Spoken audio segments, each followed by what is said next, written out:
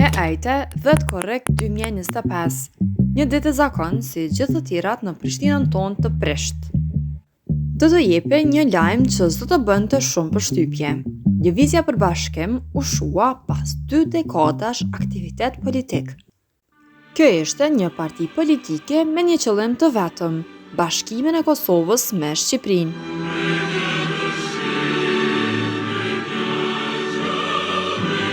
Vdekja e lëvizjes për Bashkim s'ishte thjesht vdekje një lëvizjeje, por edhe vdekje e idesë së bashkimit të Kosovës me Shqipërinë. Ajo po ndodhte në kohën kur tashmë secili lider politik kosovar e secila parti e kishte mbytur atë ide brenda vetes.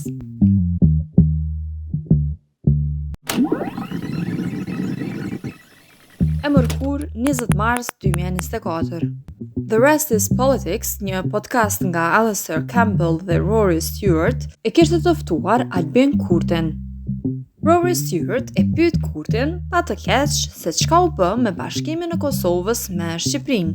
After Russian invasion in Ukraine, we see that nation states are not self-sustainable. They're not self-sufficient. Are they self-determined? Yes, but we need self-determination towards strengthening both European Union and NATO. The end. Fond. Hajgare. Apo e merrni vesh se çka ndodhi këtu?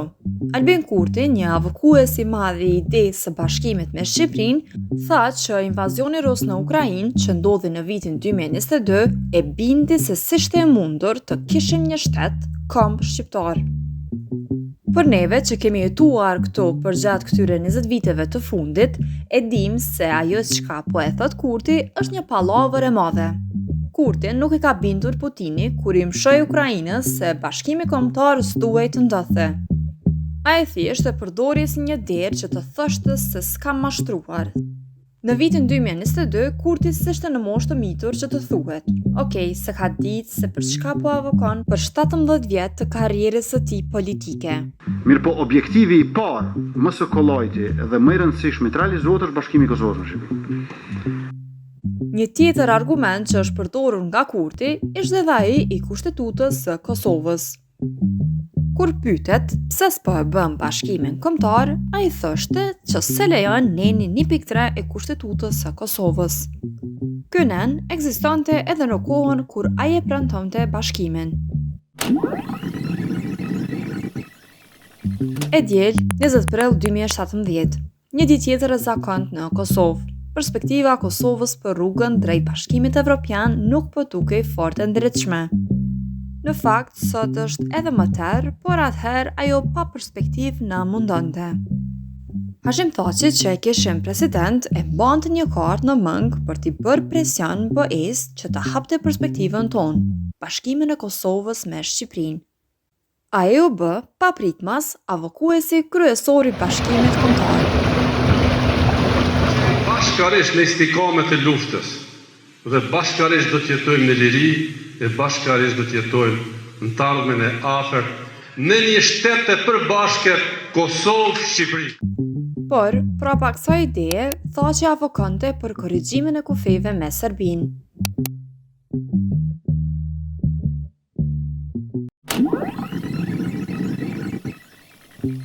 E premte 31 dhjetor 1943. I nisi punët konferenca e Bujanit ku morën pjesë 49 delegatë shqiptare serb. Lufta vetë se po kryhej në të mirë të partizanëve. Dhe aty u nxorr dokumenti më i rëndësishëm historik, rezoluta e Bujanit që njete aspiratën njëtësore të Kosovës për bashkim me Shqipërinë.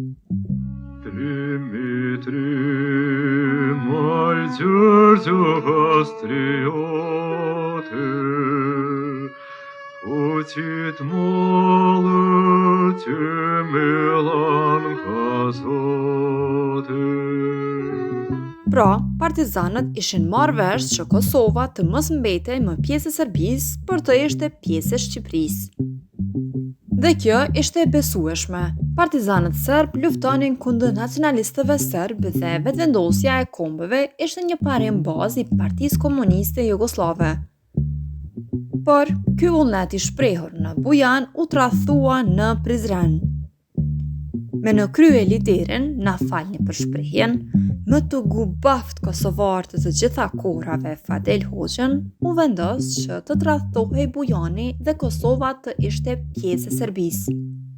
Edhe Fadel Hoxha qysh në atë kohë e përdori Bashkimin Kombëtar për efekte mashtrimi si liderët e sotëm.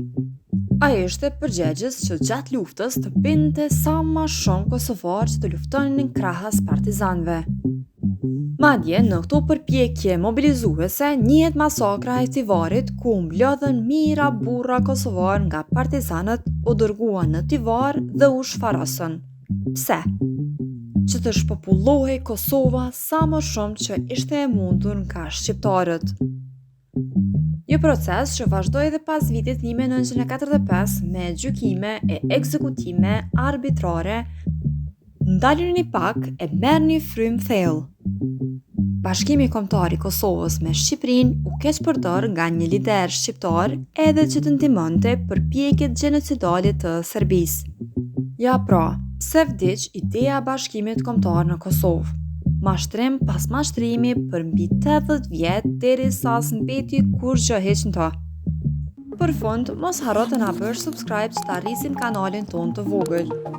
Dhe na e thuaj mendimin tënd. A beson ende te ideja e Bashkimit të Kosovës me Shqipërinë?